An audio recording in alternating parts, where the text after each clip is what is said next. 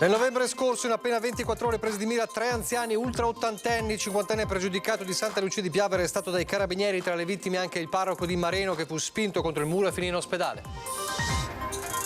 Il parroco di Ramera ebbe 6 giorni di prognosi per la caduta. Oggi ringrazia i carabinieri, ma dice di voler perdonare il malvivente. Agì forse spinto dalla droga, dice: lo compatisco.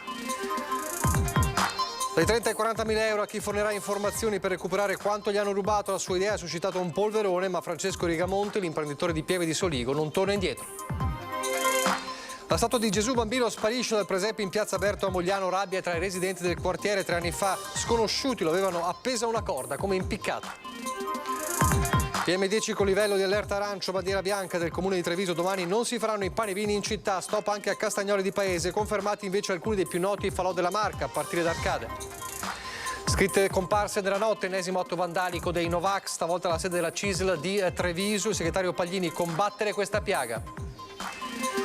Ministro, faccia qualcosa per accelerare i tempi. La lettera dell'imprenditore Remo Mosole al ministro Giorgetti: spesi quasi 3 milioni di euro, dice, per impianti fotovoltaici, ma da settembre aspettiamo che vengano allacciati. A Treviso festa per i 100 anni della professoressa Artes Monticelli Rasponi. Tra i suoi allievi negli anni 50 il Pio X ebbe anche il cantautore Lucio Dalla. Il figlio ricorda, diceva sempre che era sicuramente più bravo con la musica che con la matematica. Telespettatori di Antenna 3, buonasera e ben ritrovati. Il telegiornale di Treviso e dunque in primo piano la cronaca, la sicurezza, l'insicurezza nella Marca, ma c'è da registrare l'operazione dei carabinieri che ha consentito di arrestare il responsabile di ben 3 colpi in meno di 24 ore nel novembre scorso. Nella Marca, nel mirino di questo bandito 3 anziani ultra ottantenni. Tra le vittime ci fu anche il parroco di Ramera di Mareno di Piave. Ha usato una forza per ottenere alla fine pochi spiccioli, ma mettendo in pericolo comunque l'incolumità delle persone anziane. 3 colpi in 24 ore ai danni di altrettanti ultra ottantenni, tra cui il parroco di Ramera di Mareno di Piave, Don Adriano Zanette. Sono quelli costati il carcere a un 50enne di Santa Lucia di Piave. I carabinieri di Susegana, coordinati dalla procura, hanno eseguito a suo carico un'ordinanza di custodia cautelare, mettendo per ora fine alle scorribande dell'individuo che la sera del 27 novembre si era presentato a casa di un ottantenne di Conegliano, spacciandosi per un operaio che doveva eseguire dei lavori. Al rifiuto della pensionata di aprirgli, aveva scavalcato il cancello, era entrato in casa, aveva trafugato un telefono. Neppure un'ora dopo si era introdotto in canonica a Ramera rubando del denaro. Sorpreso dal parroco, che appena il giorno prima gli aveva fatto la carità, aveva spinto violentemente il sacerdote contro il muro, facendosi consegnare altri soldi. Non contento della somma minima che aveva ottenuto, andandosene, scappando, ha preso le chiavi della macchina e ha provato anche a scappare con la macchina del prelato. Era stato un passante a intervenire e a sventare il furto, malgrado l'uomo lo avesse minacciato con delle forbici, mentre il parroco si era dovuto rivolgere al pronto soccorso. Per lui 6 giorni di prognosi. L'indomani a essere preso di mira era stato infine un anziano di Santa Lucia, aggredito alle spalle. Provvidenziale l'intervento di un testimone che aveva messo in fuga il malvivente. La collaborazione dei cittadini si è rivelata fondamentale dunque per chiudere l'indagine in tempi celeri. Ci hanno fornito indizi per poter indirizzare correttamente le indagini sin dai primi momenti, tant'è vero che siamo arrivati a una conclusione positiva in un breve lasso di tempo. Rapina aggravata, furto aggravato in abitazione, tentata rapina aggravata, i reati contestati al 50enne chiuso in cella non solo per i numerosi precedenti, ma soprattutto per l'elevata pericolosità sociale. L'efferatezza della violenza utilizzata per 10 euro, 5 euro, quella è la cosa che ha colpito di più. E lo abbiamo sentito, tra le persone colpite dal malvivente anche Don Adriano Zanette, parroco di Ramera di Mareno di Piave. Ebbe 6 giorni di prognosi per la brutta caduta. Oggi ringrazia i carabinieri, ma dice anche: compatisco quel disgraziato. Alla fine l'hanno acciuffato. Un povero disgraziato, insomma, ecco. Veniva dentro me: padre, padre, con questo tono supplichevole proprio da povera persona, ecco. Don Adriano Zanette, parroco di Ramera di Mareno di Piave, fu violentemente aggredito presso la canonica. Però adesso ho fatto una scoperta adesso, che è la motivazione del suo comportamento.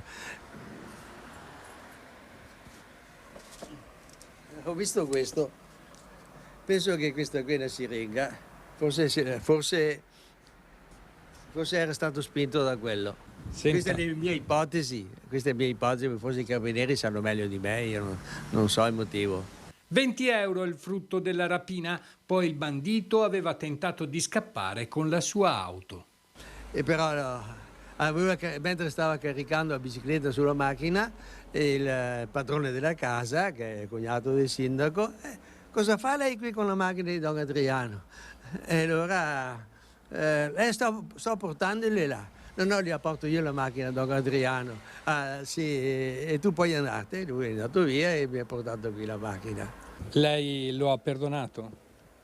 Sì, l'ho già detto che è una povera persona. Sì, compatisco per quello, ecco. Dai 30 ai 40.000 euro a chi fornirà informazioni per recuperare quanto gli hanno rubato. La sua idea in queste ore ha suscitato un polverone, ma Francesco Rigamonti, imprenditore derubato a Farra di Soligo, non torna indietro.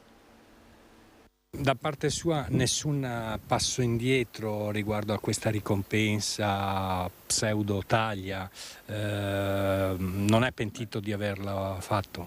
Taglia è una brutta parola perché è sulla persona e quindi insomma non la mettiamo, però ricompensa assolutamente sì. Io spero che qualcosa salti fuori perché per me è importante riavere quegli oggetti. Francesco Rigamonti non torna indietro. L'imprenditore a cui è stata fatta esplodere la cassaforte nella sua villa a Pieve di Soligo è determinato nel perseguire la sua iniziativa, dare una ricompensa per chi avesse qualsiasi informazione da fornire a lui o alle forze dell'ordine per riuscire a recuperare i gioielli di famiglia. Sì. Perché l'ha fatto? Ma allora, con mia moglie ci siamo confrontati, sono effettivamente ricordi di una famiglia, di una vita, ci siamo legatissimi e siamo molto dispiaciuti, ovviamente ci siamo portati via. Pensiamo che al valore al quale possono rivendere questi personaggi gli daranno 4-5 mila euro per il valore dell'oro. Noi ci siamo confrontati, mettiamo mano ai nostri risparmi e noi fino a 30-40 mila euro a chi ci riporta i gioielli siamo disposti a ricomprarceli. Nel frattempo la paura non cessa a Farra di Soligo, nella morsa dei malviventi, con bande di professionisti in grado di svaligiare 4 case in meno di 2 ore, come la notte di San Silvestro. Loro sono entrati da qui dopo aver ripulito di fatto altre 3 case che sono qua sopra, quindi sono scesi per i vigneti, che vuol dire che secondo me conoscevano bene il territorio, e ci sono portati una scala e sono entrati alla vetrata di un piano superiore tirandola giù penso con una mazzetta e facendo un buco. Riguardo alle polemiche innescate con la sua idea, l'imprenditore è caustico. Io capisco che questa scelta non possa essere appoggiata dalle istituzioni, però le istituzioni devono capire che finché non si ha la certezza che li prendano, anzi l'impressione è che questi la facciano sempre franca. Addirittura abbiamo scoperto in questi giorni che di questi episodi nei giorni precedenti ce ne sono stati tantissimi qua in zona e le istituzioni non ci hanno mai avvisato. Allora, se almeno ci allarmassero, visto che non sono capaci di fermarli, uno potrebbe attuare delle politiche difensive. Nel mio caso, molto banalmente, o non andavo via o mi portavo via la roba o la mettevo in una cassetta di sicurezza in banca, ma se continuo a minimizzare non c'è neanche allerta nella popolazione. Una popolazione allertata è di per sé una popolazione più attenta e penso possa essere un'ottima barriera al dilagare di questi fenomeni criminali. Da Farra di Soligo a Mogliano Veneto, dove c'è rabbia e indignazione perché la statua di Gesù Bambino è sparita dal presepe in Piazza Berto, in città. Ogni anno portano via Gesù Bambino, non si sa chi sia.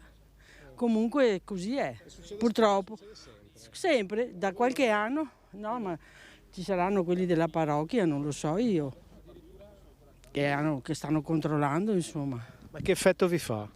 No, è triste, questa cosa è molto triste, perché a questo punto, guarda, proprio non si può più fare niente anche qua in piazzetta. Certamente ti fa riflettere su tanti aspetti, insomma, su tante persone che girano intorno, però io rispetto gli altri come gli altri dovrebbero rispettare me che voglio avere il Gesù Bambino. Sono amareggiati gli abitanti del quartiere Centro-Sud che per l'ennesima volta hanno visto sparire il simbolo del Natale dal presepe che ogni anno viene allestito in Piazzetta Berto a Mogliano Veneto e negli anni scorsi episodi simili avevano già turbato la tranquillità della zona residenziale. Ci sono stati già degli episodi spiacevoli non riguardanti ovviamente solo il presepe, che è un'installazione temporanea, però 2 o 3 anni fa il Gesù Bambino è stato impiccato, è intervenuto appunto qualcuno del comune per risolvere la situazione.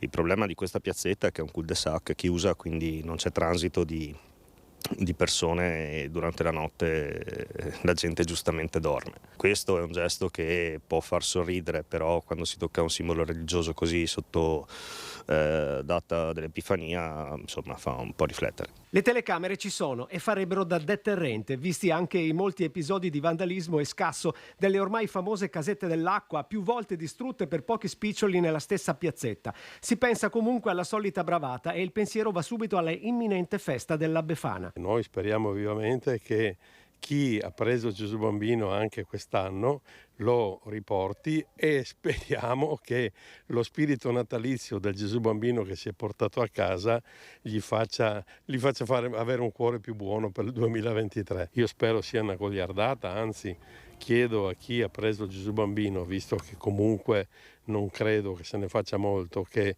ce lo riporti per il venerdì che abbiamo la festa della Befana, così i bambini quando daremo la calzetta vedranno Gesù Bambino al suo posto. Da Mogliano a Montebelluna, dove c'è il dolore per la scomparsa del 79enne che ieri è diventato purtroppo la prima vittima ieri sera della strada nella Marca nel 2023.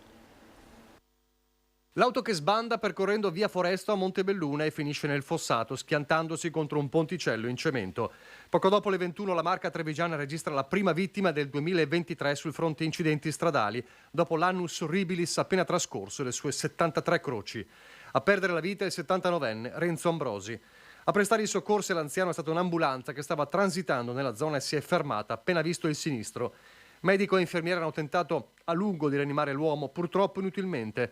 A causare la tragedia ci potrebbe essere stato un improvviso malore dell'uomo, provocando la sbandata fatale. Per il recupero del mezzo sono giunti i vigili del fuoco, mentre i rilievi sono stati svolti dai carabinieri di Montebelluna. La circolazione lungo la strada è stata parzialmente interrotta per alcune ore per consentire le operazioni di soccorso. Lasciamo la cronaca, ci torneremo fra poco. C'è da parlare dei panevin, è arrivata l'ufficialità dello stop ai panevini in città a Treviso, decisivo ovviamente l'ultimo bollettino ARPAV. Il bollettino ARPAV dice che rimaniamo in zona arancio e quindi rispettiamo l'ordinanza che avevamo emanato ancora ad ottobre e purtroppo i panevini non si potranno ottenere. Niente panevin in comune di Treviso. In assenza di piogge il bollettino ARPAV ha confermato il livello arancio di concentrazioni di polveri sottili e di fronte alla persistente allerta smog Cassugana si è adeguata vietando le combustioni all'aperto, compresi i falò dell'Epifania. È una tradizione che è insita in tutti noi e nei cittadini di Treviso, però purtroppo la situazione ci fa prendere una scelta di responsabilità. Chiaro che è molto difficile, ci sarebbe piaciuto, specialmente dopo gli ultimi 2 anni molto difficili, vedere i falò accesi, però purtroppo la qualità dell'aria in questo momento è pessima e giustamente il sindaco ha deciso di non prendersi questa responsabilità e io avvallo pienamente la sua scelta. In territorio di Treviso nessuna Proloco associazione aveva comunque preparato il panevin quest'anno. Già da prima di Natale i vari gruppi erano stati avvisati del rischio di lavorare invano. Li abbiamo tenuti informati in giorno anche con telefonate agli organizzatori. Ci saranno le tradizionali feste a cui saremo presenti, però purtroppo non era il momento di fare una scelta diversa. 12 le feste annunciate nei quartieri, la Befana arriverà comunque ma non intorno al fuoco e con lei pure pinza e vin brûlé. Resta il fatto che in molti comuni della cintura urbana i panevin bruceranno e come? Con l'avvallo delle amministrazioni comunali. Questa è una scelta che ogni sindaco prende per il suo territorio ed è giusto che venga fatto in piena autonomia. Non siamo stati sicuramente felici di fare questa scelta, però ripeto, è una scelta di grande responsabilità da parte del sindaco. Una scelta di responsabilità dunque, una scelta che Legambiente Veneto avrebbe preferito facessero tanti altri sindaci. Allora oggi è arrivato proprio l'appello di Legambiente Veneto da Padova. Pure Padova ha scelto per il no ai panevin. Come sapete tanti altri invece panevin della Marca verranno realizzati a partire da quello più simbolico di tutti, Arcade, ma Legambiente dice ci voleva una scelta di responsabilità e anche un coordinamento da parte della Regione. Il semaforo rosso a Padova, l'allerta arancia a Treviso per la qualità dell'aria. Dopo l'ultimo bollettino ARPAV, la presenza di PM10 si conferma ancora alta in molte città del Veneto, complice anche la scarsità di precipitazioni. A Padova l'amministrazione comunale aveva già deciso di non fare il falò tradizionale dell'Epifania in Prato della Valle, scegliendo invece un evento green. A Treviso città invece è arrivata nelle scorse ore la conferma che i panevin sono stati cancellati proprio in seguito all'ennesimo bollettino dell'aria sfavorevole. Ma se le città capoluogo si adeguano ad una scelta ecologista evitando pire e roghi, sono invece i tanti piccoli comuni a non rinunciare ai falò della Befana. Nel Padovano il caso più eclatante è quello di Montagnana, con ben 4 roghi autorizzati nei quartieri, 2 falò anche a Carmignano di Brenta, Brusa la Vece in piazza anche a Villanova di Campo San Piero e Bagnoli di Sopra. Nel Trevigiano panevin confermati invece ad Arcade, San Biagio di Callalta, Carbonera e Ponzano, per citarne alcuni. Lega Ambiente chiede ai sindaci maggiore sensibilità e che non si applichino deroghe ai regolamenti. Non dipende solo dai comuni capoluogo la qualità dell'aria, dipende molto da tutti i comuni della pianura, e quindi chiediamo che le ordinanze che già esistono vengano rispettate, che si sappia separare tra, diciamo, l'emergenza nel periodo di massima allerta per la qualità dell'aria, che è quello invernale, che è quello delle festività, in cui bisogna mettere in campo azioni che vanno oltre quelle che sono le semplici, diciamo, scelte dell'amministratore rispetto ai blocchi del traffico o ai suggerimenti sulla temperatura degli impianti di riscaldamento, e che invece si mettono in campo scelte coraggiose come il blocco totale di questi falò in questo periodo, perché in questo periodo c'è l'emergenza smog. L'appello degli ambientalisti infine è rivolto anche alla Regione, che faccia da coordinatore con regole più stringenti. Devono esserci atti coraggiosi e la Regione può essere protagonista, prendendo in mano il coordinamento anche con noi diciamo indicazioni tipo, quindi con ordinanze tipo che poi i comuni debbano mettere in pratica in maniera più restrittiva, e non come fanno oggi, cioè prendendo le indicazioni e poi ponendo deroghe su molte questioni. Dalla polemica per i panevin alla polemica Zaia-Crisanti, che non accenna a diminuire. Le parole di Zaia non stanno né in cielo né in terra, non corrispondono ai fatti e sono smentite dalle telefonate intercettate che lui ha fatto al DG di Azienda Zero, Toniolo. La polemica è ben lungi dal chiudersi e il primo a non voler lasciare che cada è proprio lui, Andrea Crisanti. Il microbiologo e senatore PD non ci sta e replica la ricostruzione fatta dal governatore sull'uso dei tamponi rapidi antigenici per lo screening in Veneto tra la prima e seconda ondata del Covid. Governatore che ieri a Cortina si era detto dispiaciuto della vicenda, ricordando la stima professionale nei confronti di Crisanti e spiegando così una parte delle intercettazioni. Io sostanzialmente cos'è che dico? Dico al mio dirigente, scusa, è da un po', vi faccio una sintesi, perdonatemi, è da un po' che va avanti sta solfa di dire che noi abbiamo denunciato il professor Crisanti. Non è vero. E più lo diciamo e più monta la polemica, più tengono in piedi sta roba. Al punto tale che il Senato accademico si interroga, giustamente dice, cioè come se denunciano un accademico. E poi scopro che nel momento in cui dico, visto che la tengono in piedi non ci credono, attendiamoli alla fine, no? Perché poi vanno allo schianto quelli che sostengono questo, no? Perché non è vero che li abbiamo denunciati. I miei cos'è che fanno? Senza confrontarsi, in faccia di ma non hai sentito l'avvocato? Fanno 2 righe e dicono al Senato accademico no, non è vero niente, non abbiamo... E lì puff, la polemica sparisce. E io dico, mi sono preso settimane di polemiche, insulti, pedinamenti, nessun pedinamenti, che ti fermano da tutte le parti per dire ma lei ha denunciato. Allora, noi non abbiamo denunciato nessuno. Dalle intercettazioni, continua Crisanti, si evidenzia chiaramente che per mesi ho rappresentato un problema e che finalmente Zaia aveva l'opportunità per schiantarmi. Trovo incredibile che in un paese democratico un presidente di regione utilizzi soldi pubblici ed eserciti tutte le leve del potere per attaccare un semplice cittadino che osa criticare la regione. Secondo Crisanti, in un paese civile Zaia non starebbe ancora lì. L'utilizzo dei tamponi rapidi per lo screening è stato sbagliato. Il PD rincara la dose. È grave che ci sia un'interferenza così grande tra il potere politico e la scienza e che la politica voglia battere la scienza e che magari con forme che ora non si capiscono bene si voglia delegittimare una persona che svolge il proprio lavoro. Al contrattacco invece dalla Lega l'assessore regionale Roberto Marcato, Il senatore Crisanti dice: parla oggi da politico che appartiene a un partito dell'opposizione in Regione Veneto e a livello nazionale. Crisanti continua la polemica per consolidare la propria fortuna politica. È facile, conclude, ragionare a oltre 2 anni di distanza, elargendo consigli e reprimende. Oggi troviamo innumerevoli persone che ci dicono cosa avrebbero fatto per combattere il Covid nei giorni duri. Ma tutte le opinioni vanno contestualizzate in quel preciso periodo storico in cui Zaia si è trovato spesso da solo e con enormi responsabilità a dover decidere. E a proposito di Covid, ci sono sempre loro, i Novax, che nella notte hanno imbrattato la sede del CISL a Treviso. Una W scritta con vernice spray di colore rosso cerchiata e disegnata all'ingresso della CISL di Treviso. Si tratta dell'ennesimo atto vandalico, simbolo di un movimento dei Novax contro le istituzioni. In passato erano state prese di mira la CGIL e il laboratorio di microbiologia che era stato allagato. La piaga dei complottisti Novax continua a imperversare nella nostra società. L'atto di questa notte è un fatto grave di per sé perché continua a legittimare chi crede che la ricerca, la scienza, la cultura e l'analisi siano un optional. Noi crediamo che grazie a scienza, cultura e ricerca questo pianeta e la sua popolazione abbia fatto passi da gigante nella lotta alle malattie, in particolare il Covid. Dell'episodio è stata informata la Digos della Questura di Treviso. Immediata anche la reazione del presidente della regione Luca Zaia, che esprime la sua solidarietà alla CISL. Gesti ingiustificati e gravissimi di chi ancora oggi si ostina a negare la realtà dei fatti, dice, in questo caso la pandemia mondiale del Covid-19. Non solo il movimento dei Novax nega la realtà, ma in alcuni casi arriva persino a non rispettare il pensiero altrui, agendo in maniera scorretta e violenta.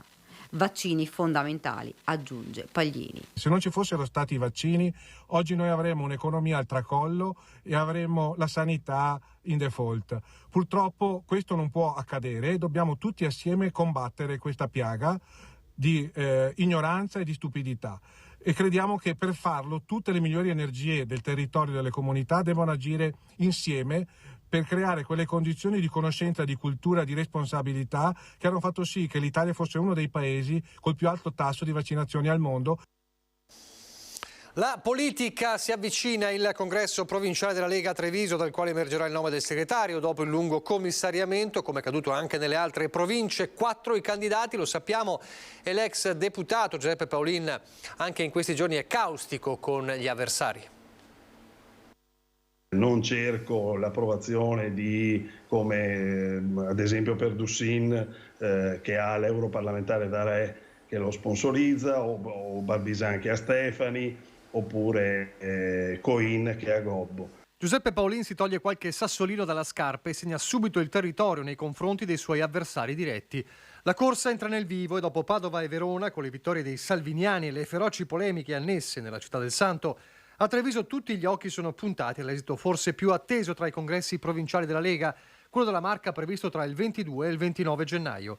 Atteso non solo per la mole dei militanti chiamata a votare, la più alta del Veneto, ma anche per l'inedita corsa a 4 come le anime del carroccio in una provincia spaccata, da Paolin a Luciano Dussin, da Riccardo Barbisan al deputato Dimitri Coin. Io sono l'unico candidato che non ha sponsor, perché io volevo il mio sponsor sono i militanti. Polemiche interne e spaccature a parte, è il ritorno del voto in un carroccio che nell'ultimo anno ha subito i fortissimi venti di tempesta del dissenso interno, spirati anche e soprattutto da Treviso. E fin da subito l'ex deputato Paolin ha messo in chiaro una cosa: basta segretari politici ai vertici del provinciale. Sto incontrando, fino ad oggi sono arrivato a 35 sezioni, incontrare i militanti per sentire da loro cosa serve alla Lega, cosa sono le proposte per il futuro. Chiuso questo giro, questi incontri, formalizzerò quel mio programma che sarà alla base delle richieste che fanno i militanti. Mi rivolgo a lei, signor Ministro, perché faccia qualcosa perché acceleri un processo cruciale per la sopravvivenza di molte aziende alle prese con i rincari energetici. È un passaggio della lettera scritta dall'imprenditore Remo Mosole, a capo dello storico gruppo industriale di Spresiano, che lancia l'allarme sui ritardi di attivazione dell'allacciamento degli impianti fotovoltaici alla rete elettrica nazionale. Le società del gruppo Mosole, scrive nella missiva indirizzata al Ministro dell'Economia e Finanze Giancarlo Giorgetti, hanno avviato già nel 2021 un programma di investimenti in impianti fotovoltaici per un un costo di 2,7 milioni di euro e per una potenza nominale di 4,9 megawatt, con il duplice obiettivo di efficientare la gestione aziendale e perseguire obiettivi di sostenibilità ambientale. Ma dopo aver presentato la domanda di connessione il 19 settembre 2022 e pagato i relativi contributi, il tempo per allacciamento, scrive Mosole, si stanno allungando oltremodo, dato che solo nella vicina Slovenia, oltre a beneficiare di contributi, le pratiche si svolgono in pochi giorni. Come potranno, si chiede, chiudendo la lettera a Mosole, le aziende italiane recuperare efficienza e competitività nei confronti dei concorrenti europei? Di qui la lettera accorata al ministro Giorgetti per accelerare le operazioni di allacciamento dopo la domanda datata 19 settembre 2022. A proposito di ambiente, rifiuti industriali abbandonati, tantissimi rifiuti industriali abbandonati in un campo nel comune di Paese, la denuncia del consigliere regionale Andrea Zanoni.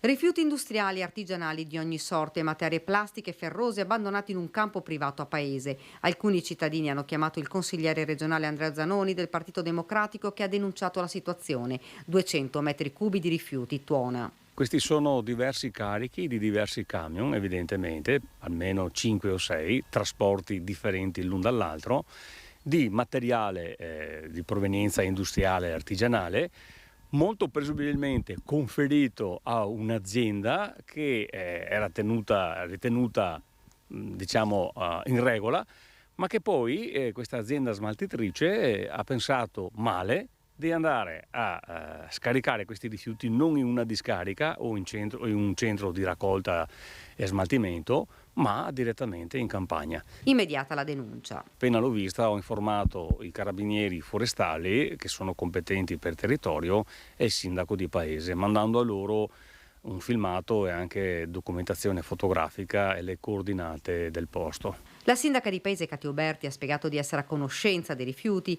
e che è già stata presentata una denuncia. Le forze dell'ordine, sempre secondo il primo cittadino, sono risalite al proprietario dei rifiuti, una versione diversa dunque. Alcuni ladri hanno rubato dei cassonetti industriali da un'azienda di un comune vicino, poi hanno gettato i rifiuti in questo campo. Individuato il proprietario dei rifiuti, nonostante il furto, si sarebbe reso disponibile a bonificare a sue spese la zona.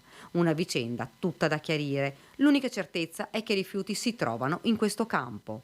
Una beffa per Zanoni. Ci ritroviamo qui nella provincia più riciclona d'Italia e probabilmente nella provincia più riciclona d'Europa, quindi in una comunità di cittadini che hanno ormai la cultura della raccolta differenziata, in maniera giudiziosa e responsabile fanno la raccolta differenziata proprio per evitare che ci siano rifiuti in giro. Poi ci ritroviamo con queste cose, è proprio una cosa che grida vendetta.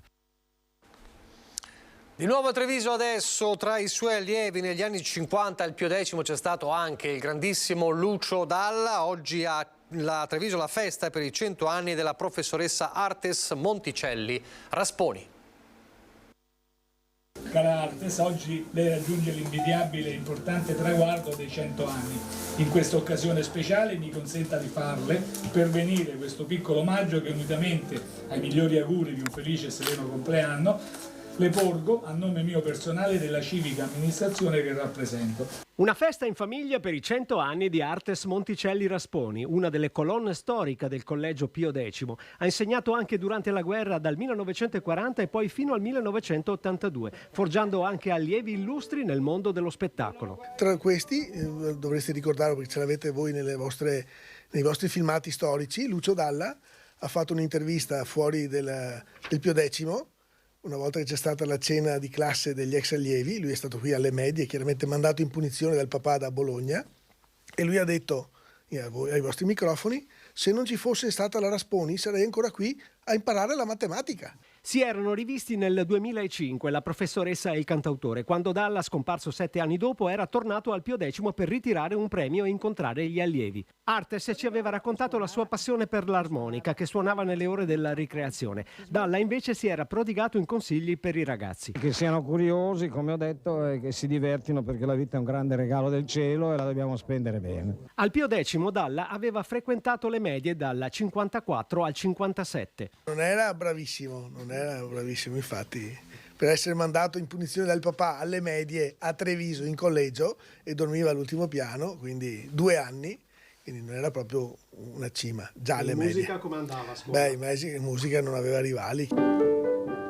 E se non ci sarà più gente come me, voglio morire in piazza grande, tra i gatti che non ha padrone come me, attorno a me. Oggi la Rasponi, come tutti amano chiamarla, ha ricevuto anche la visita di qualcuno dei suoi allievi, fino alla festa finale con i nipoti e bisnipoti. E adesso le notizie dal Bellunese.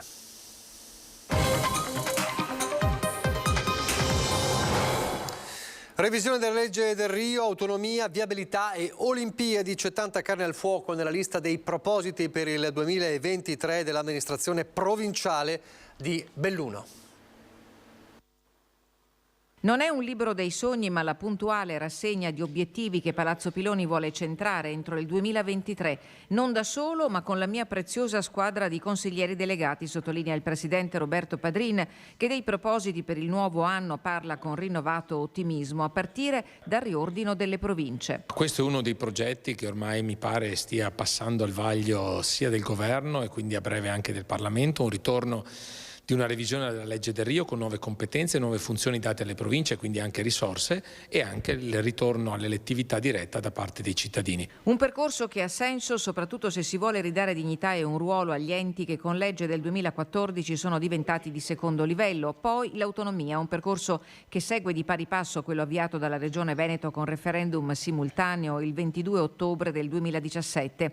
Ci sono maggiori aperture rispetto al passato, dice Padrin, e forse qualcosa in senso positivo potrebbe muoversi. Nell'attesa, Palazzo Piloni guarda alle questioni pratiche: gestione delle strade, rifiuti, nuovo contratto del trasporto pubblico locale, progettazione di edilizia scolastica con la fase istruttoria del progetto di recupero dell'ex Fantuzzi. Stiamo definendo quello che è l'accordo di permuta dello stabile. Noi abbiamo in proprietà la prefettura e la questura, che dovremo cedere all'Agenzia del Demanio, ma soprattutto la partita più importante è trovare quei circa 20 milioni di euro per realizzare l'opera e soprattutto per realizzare appunto il nuovo edificio scolastico Galilei. Infine la viabilità e le opere olimpiche. Per le prime c'è attesa per la posa del primo mattone per le varianti di Valle, Tai e San Vito, mentre entro l'anno dovrebbe essere appaltata quella di Longarone. Sulle Olimpiadi, in occasione delle prossime giornate di Coppa del Mondo, ci sarà un confronto per definire un piano di promozione. Per la pista da bob, afferma Padrin, siamo al limite, ma i tempi ci sono. Siamo ormai alla fase finale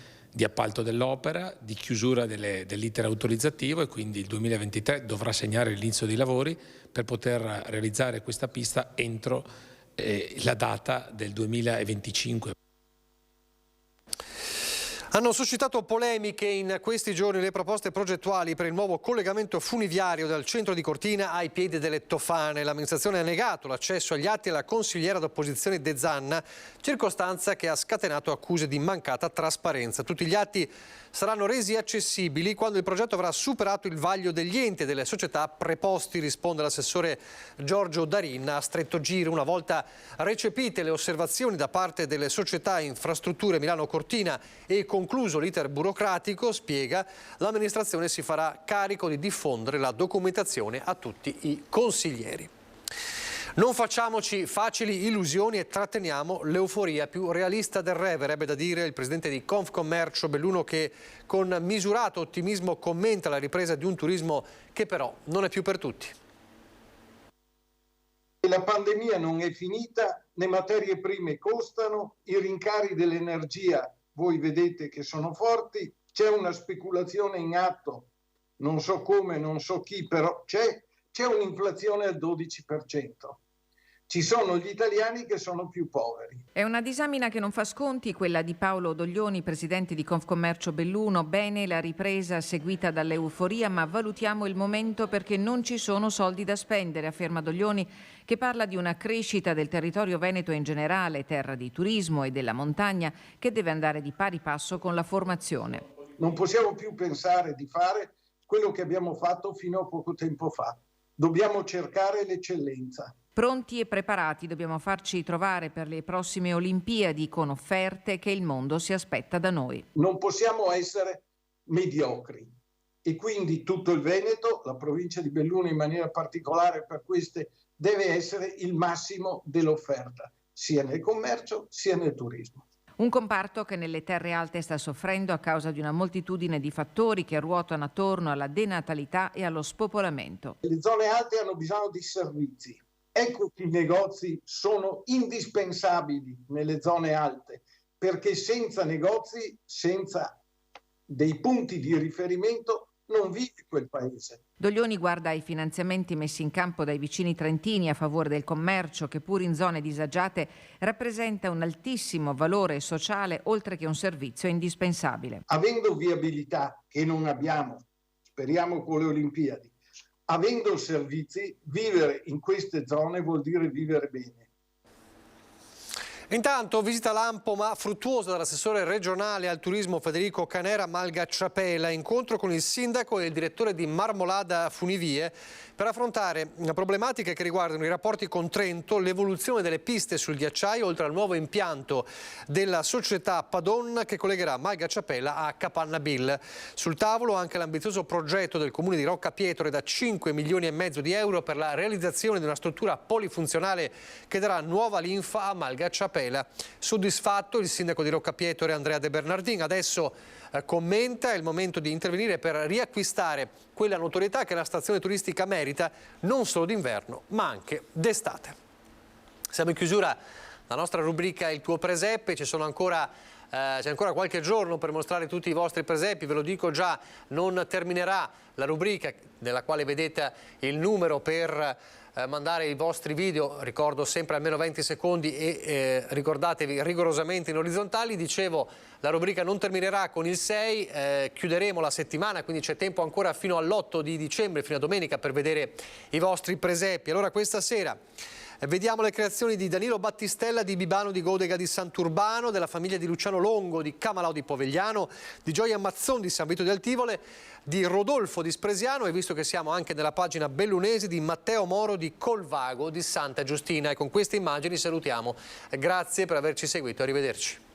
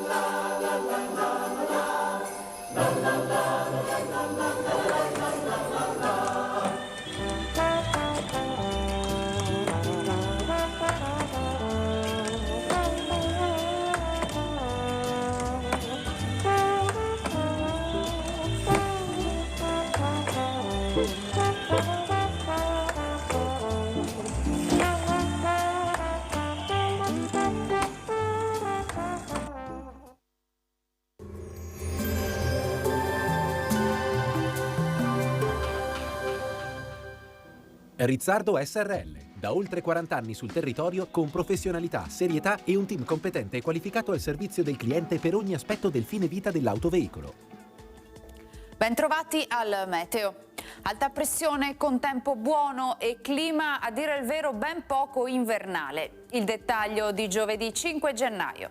Sul Veneto la giornata trascorrerà con un cielo prevalentemente coperto e spesso nebbioso, sia in pianura che sulle valli alpine e prealpine. Non si escludono tuttavia delle schiarite. La scarsa ventilazione inoltre favorirà l'accumulo di inquinanti e smog negli strati più bassi dell'atmosfera. Temperature stazionarie, minime tra lo 0 e i 7 gradi, massime invece comprese tra 8 e 11 gradi all'incirca. Spostiamoci ora sul Friuli Venezia Giulia, anche qui cielo in prevalenza coperto con foschie su pianura e costa, sulla fascia orientale è possibile anche qualche piovasco, sulle zone montane maggiori parentesi soleggiate. Temperature minime tra 6 e 8 gradi, massime sugli 8-10 all'incirca. Infine diamo uno sguardo alla situazione del Trentino Alto Adige, dove sarà in genere maggiormente soleggiato con locali nubi basse e qualche velatura. Temperature minime intorno ai 5 gradi, massime sui 12 gradi all'incirca. Dal meteo di Antenna 3 per ora è tutto, arrivederci.